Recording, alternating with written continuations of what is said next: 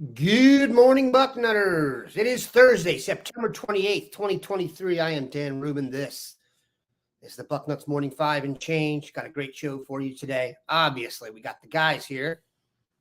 Bill Kurelic and Mark Porter will be joining us to talk about all things Ohio State recruiting, and etc. Take a peek into the Ohio high school gridiron for the weekend. Obviously, this is a bye week, so those of you working on your honey-do list will want to hear this.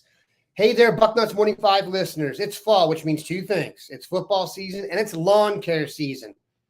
Fall is the best time to overseed your lawn, so if you haven't already, now is the perfect time. We recommend Jonathan Green Black Beauty Grass Seed because it's naturally dark green in color, has roots that grow up to 4 feet deep, and is super drought tolerant. Here's the best part. They're offering you 10% off your order on jonathangreen.com. So head over there now and use code Bucknuts10 at checkout. Jonathan Green doesn't only sell grass seed. They sell everything you need to create the perfect outdoor oasis, lawn fertilizers, weed controls, soil amendments, and spreaders. They've got you covered. Don't wait any longer. Make your neighbors green with envy and turn your lawn into a showstopper with Jonathan Green lawn care products. Again, visit jonathangreen.com and use coupon code Bucknuts10 to get 10% off your order of grass seed, lawn fertilizers, weed controls, and more. Jonathan Green, quality lawn since 1881. And like I said, no game this weekend, so get your honey-do list out. These two guys don't have that opportunity. They'll be all over the high school scene. William J. Kurelic and Mark Porter are here. Gentlemen, how goes it? Good morning. Nope. Going well. No rants against former coaches of other Midwest powers that may or may not remember what they've done recently. And I mean Lou Holtz and Ryan Day, and that's thankfully put to bed. Today, we're actually going to switch to a little bit of recruiting chatter to start off with. We have the two guys who you probably want to do that if you could do it anywhere. But today's topic is Texas, and it is cornerback. This past recruiting cycle, or the one I guess we're technically still in, Ohio was blessed with a tremendous selection of secondary pieces and got commitments from Bryce West and Aaron Scott.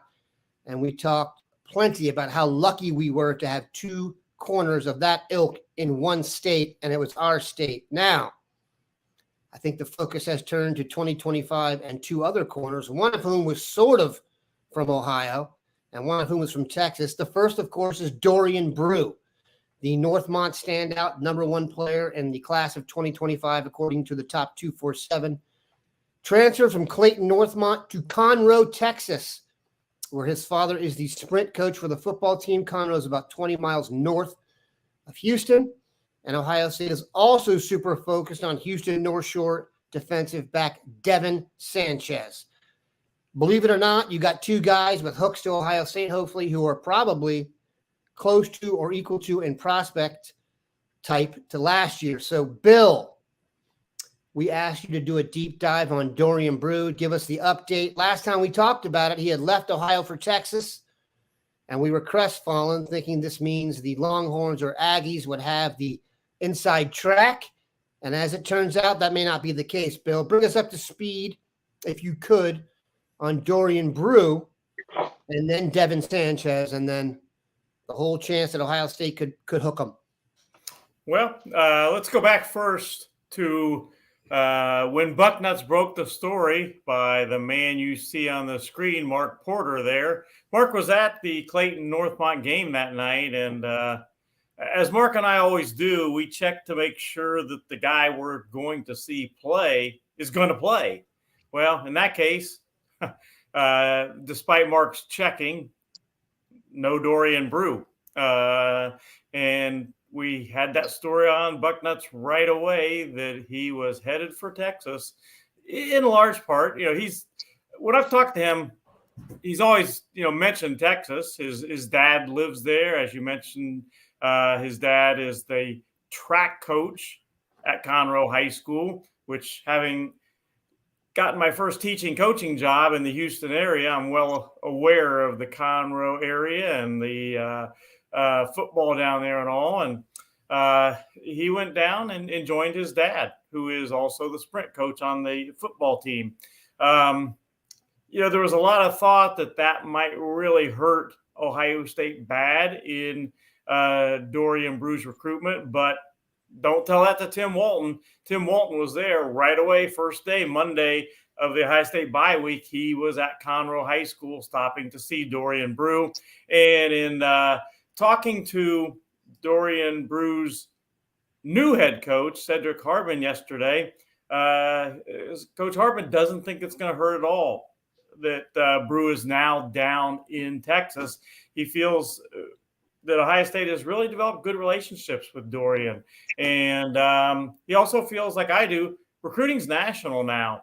Kids go across the country. They go to different areas to play their college football. And Dorian's mom is still up here in Ohio. She's an Ohio State legacy. So in his opinion, and in mine as well, Ohio State has just as good a chance as anybody or as they did before the move of ending up with Dorian Brew. He likes Ohio State a lot. Now, that's no guarantee he's going to end up at Ohio State. Before that move, I thought that Ohio State and maybe Notre Dame were the leaders. I think their schools are still up there on his list, and I think he'll consider the Texas schools as well. When is he eligible, Bill? You had that in there. Is it 15 days after you transfer? Yeah, there's a Texas High School Athletic Association rule that says a transfer player that comes to the state of Texas or is in the state of Texas has to sit out 14 days before they can play for their new team.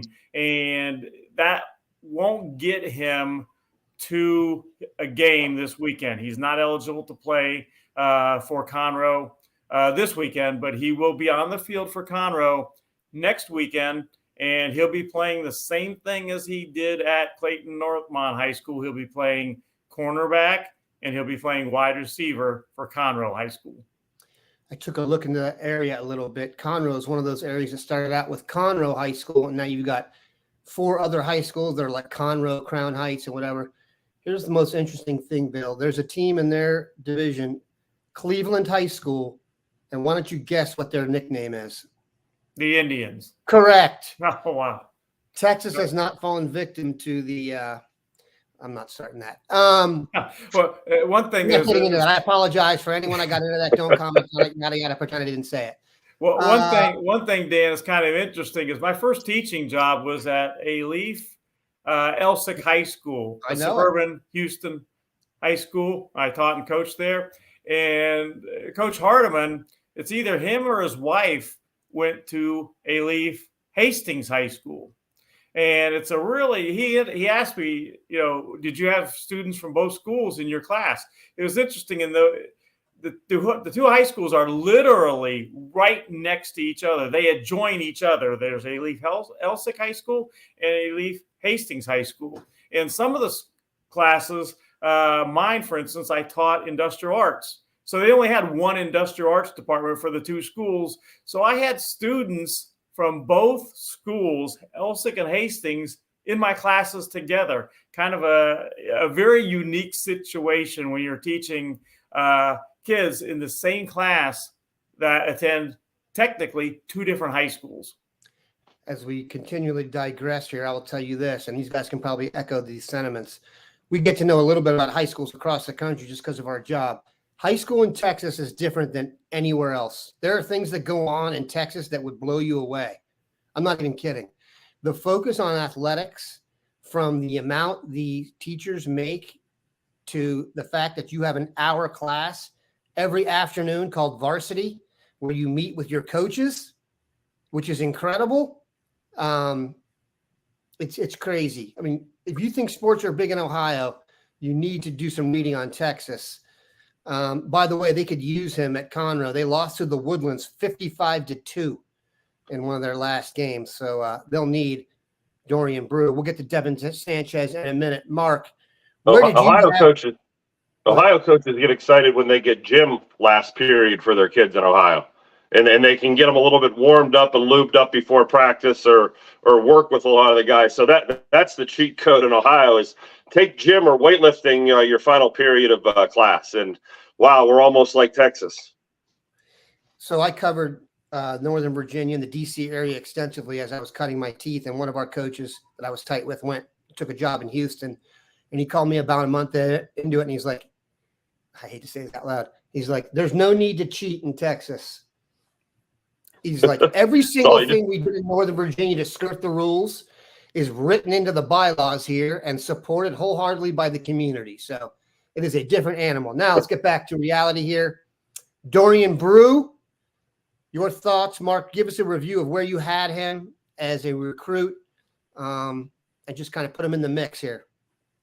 Yeah, to make it real simple for people, he's in the Aaron Scott, Bryce West, rare air. You could slot him anywhere you wanted with those guys.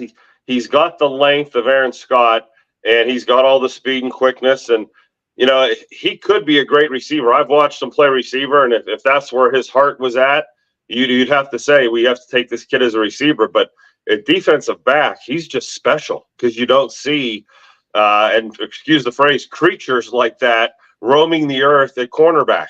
Most Friday nights I'm looking at 5'8", 5'7", 5'9" corners, and then you see this creature. These guys are NFL prototypes. They have length for days. So, yeah, he is a rare air corner. I am very fearful that the move for Texas is not positive. It's not like Bill said, we're not out of it or anything, but doesn't give you the warm and fuzzies. Like Samuel Williams-Dixon moves a couple miles from the college. You're like, oh, that's warm and fuzzy. Knows where he's going in a year or so, wants to get down there, get in the mix. You kind of feel that feeling. It's not like that. It's not bad yet because the inroads are there, and there is home here in Ohio for him. But boy, the Brandon Baker thing, I think we're going to be talking about this kid falling in love with him, just like Brandon Baker, and being down in Texas. That Texas money down there is real, and it's going to be a fight. And I think every year, we're going to see a new approach to NIL from colleges and how aggressive they get with NIL. So this next year, this is going to be an aggressive NIL approach to him, I have a feeling. I can't see it going any other way, not with him being in Texas. It's definitely possible. Listen, he's not your average Ohioan, though. His mom's a quality Buckeye who was a star athlete herself. And I was also a tad reticent before reading Bill's article yesterday. And I got the real sense listening to their coach that he's almost probably heard from an Ohio State coach already and been prepped, because for a Texas coach to be that positive in Ohio, he might have had to do that ahead of time. I can't speak on fact on that, but let's just wait that out. I'm actually pretty confident about Dorian Brew until we see otherwise. William, another guy they've been after, and what I call first stop love, Devin Sanchez from Houston North Shore. He's going to have his choice of colleges. He's one of those you take him when he accepts guy. If it's the signing day, he's in. Tell us about Devin Sanchez, and as we get to know these 2025 guys, maybe about Ohio State's interest to this point. Well, Devin camped at Ohio State this summer, and his mom has been to Ohio State. His dad has been to Ohio State, I believe. Well, I know he has. And I talked to his mom when Devin was camping, and I really get the feeling that not just Devin likes Ohio State, and Devin has mentioned to me more than one occasion that how much he likes Ohio State. At one point, he has told me that Ohio State is the top of his list. And I think he is very sincere about that. But I also think his family likes Ohio State a lot, too. That doesn't mean Ohio State's going to win this battle, but they absolutely are at least one of the front runners, if not the front runner. I think he's going to consider Alabama. I think he's going to consider Texas A&M, probably Texas, and so on. And he's got offers from everybody. He's absolutely elite, as good as it gets.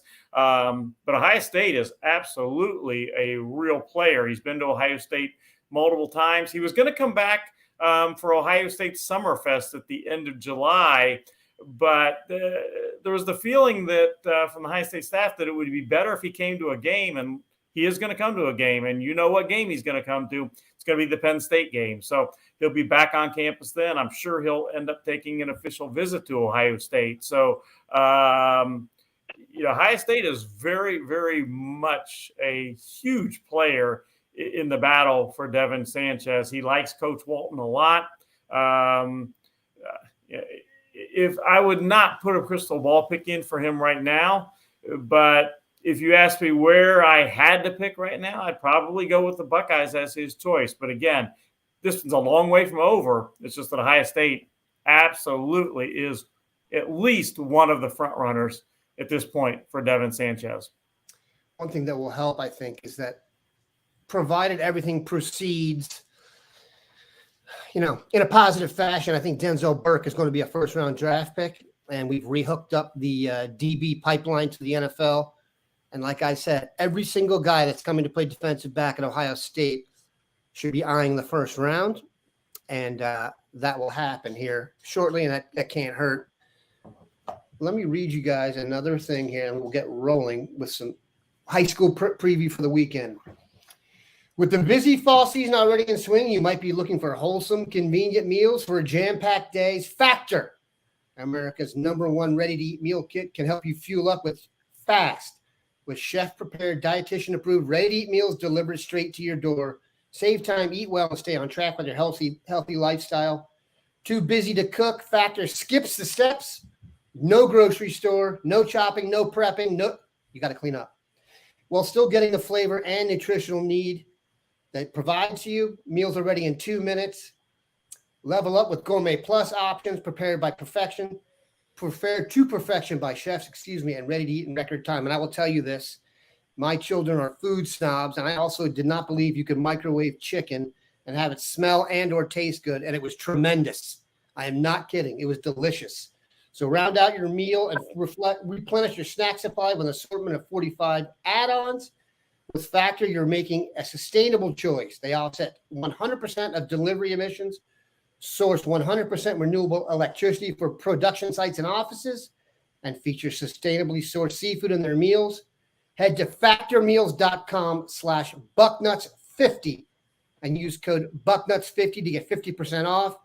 That's code Bucknuts50 at factormeals.com/Bucknuts50 to get 50% off. That is actually a tremendous deal. So get after it. All right. We're going to switch over to some high school chatter. Chad Stryker always has some excellent questions. Grand Poobah. He does not mean you, Bill. I had a chance to see Dante McClellan from Canton McKinley. He really flashed. Have you seen him, Mark? I think he has a Kentucky offer. I have not seen him yet. Okay, I have not seen him yet, but Canton McKinley's on the schedule. They're having a good year where with teams that are 6-0, 7-0 right now, I'm going to see in the playoffs. The kind of teams I'm looking at right now are teams that, they may be in the playoffs, but they may be a one and done. So I'm I only have 3-4 weeks left of the season. I got to do teams that might not be around in weeks 11, 12, 13. But McKinley will be around then, and he's definitely one I'm eyeing up. One thing I might add, Mark's talking about getting to see the schools before the playoffs. They have expanded the playoffs this year. I think it's like 16 teams or something like that from each region make it.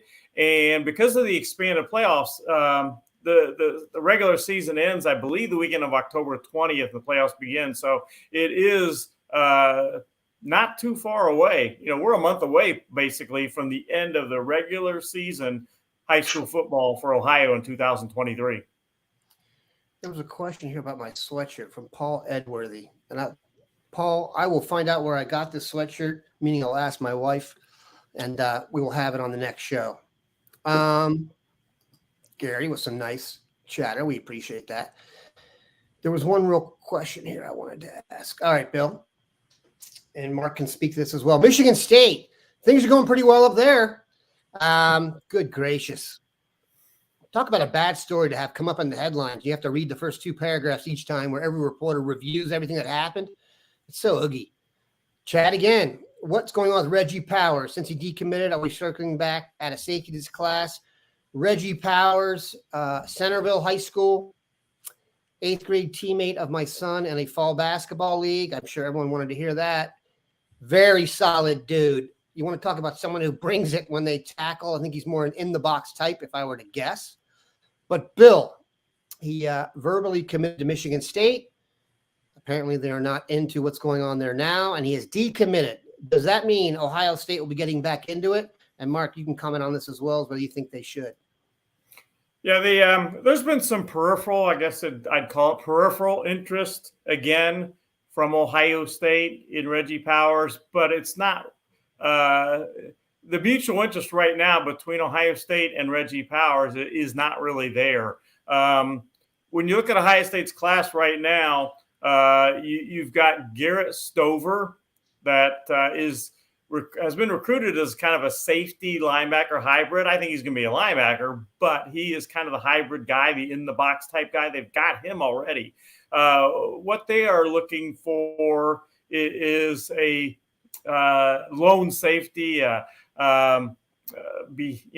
end of the defense type safety, not an in-the-box type guy. And that's really not, as you mentioned, Dan, what Reggie Powers is. He's going to hit you, and he is a tackler, a hitter. So while there has been peripheral interest, it's between the two. Unless something changes, I don't think Reggie Powers is going to end up at Ohio State. I think he's got some new offers, particularly Oklahoma and UCLA in recent weeks. And I think more than likely he'll go in another direction unless something changes. I think the guy to keep an eye on for potentially that free safety type guy, the deep guy, is more Ryan Nichols from Cincinnati Withrow. And I did check on him again this week. Their interest remains there between Ohio State and some on Nichols' part. He is still committed to Kentucky, but I think he is the guy to keep an eye on right now. If somebody is going to end up flipping, and well, Powers wouldn't be a flip. He's no longer committed anymore to Michigan State, but he was at one point. Sure. But Nichols is still committed to Kentucky. If an Ohioan is going to flip at the safety position to the Buckeyes, Ryan Nichols is the guy in my mind to keep an eye on. Mark, do you agree with that? Can you kind of break down what you see in Nichols and what you see in Powers and who might be a better fit? Yeah, ironically, I saw Centerville last week, and it's funny. When all the stuff started at Michigan State, some schools down south texted me about Powers. Is he available? And you can see this in the works where, Michigan State's going to have a lot of decommitments real soon, and the Vultures are out picking, the best from the class. Yeah. Bill and I share a brain. I'm not going to say what he said about the evaluation inbox. I saw Reggie at a football camp, and I didn't think he had a great 40 time a year ago, which tells me he's a linebacker. He didn't have the coverage speed that you would need to be in the secondary at a big time level. So that's not a knock. That's just, what he is. And he's a football player, a nasty tackling, stick your head in there football player. That's where his value's at. It's not about, no one's going to ask him to go race anybody. They're going to ask him to do some dirty work and play football on defense. I think the ship has probably sailed. The Bucknutters did a great job of reposting some things his father had said on Twitter, or X now is what it's called. And you could get a vibe there, read between the lines type stuff if you're into that. So, I think the Ryan Nichols thing is speed. I mean, when you say Powers and Ryan Nichols, there's two, those are apples and oranges. It's not even the same genre of player. You're taking a speed safety. And Nichols has been a corner, which if you're going to put him at safety, you're going to roll him down on the nickel and have one of the fastest guys in your secondary covering the slot receiver. So there's never a chance you're going to get outrun to the house down the seam or anything. So there's a lot of things about him that are like these three safeties for Coach Knowles. It's like his Batman utility belt. They do different things. They have different characteristics. And sometimes when they can do everything, it really makes it confusing back there who's, rotating. But I think he has an idea of what he wants out of those guys. And speed for Ryan Nichols is the trait. I will see Withrow, and I have not seen him play safety yet this year. Just my football brain. Let's see him come downhill and tackle. Let's see what he does there. Yeah, let's get his tape and see how many times his head gets stuck in there. And because that's the other part of this safety thing, the nickel coverage. You need to be a great physical tackler. Yeah, football has changed. The free, that's not what you want. the Roy Williams safety that was 225 pounds, or the Chuck Cecil that just basically dared you to come across the middle and they would take your head off your body. Well, you can't do that anymore. That's illegal. And secondly, you need to be able to play center field more like a Malik Hooker type than your come up and crush everybody type. That said, Reggie's got a bright future because that player, and the higher you get up, that player plays more. If you look at the NFL features almost a nickel hybrid linebacker type who Reggie Powers fits right in there. So it may not work for college, and I'm not saying Reggie's guaranteed to go to the NFL, but that position has just as Roy Williams has come forward, Ryan Nichols will now go in the back, and that player will move up. So he's got plenty of spots. It just doesn't really fit with Ohio State. And also Ohio State is in a position where they can go after a guy like Sonny Styles, who fits every characteristic of the guy close to the line of scrimmage and is still as good as the guys in the back.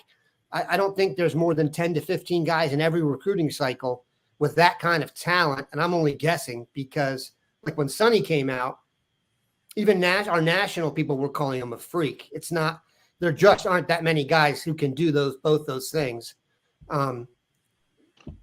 If they are, not a digression here, but Reggie, there's certain talents out there that we're always enamored with speed and size and the change of direction.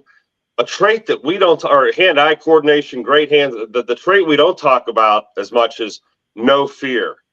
And if you've watched little kids games, and I've watched a lot of little kids tackle games lately, what characteristic are you waiting for 7th and 8th graders to put on tape? Which kid will stick his head in there? There's a lot of reaching and grabbing and as the kids move up, you're like, oh, this kid's eventually going to stick his head in there.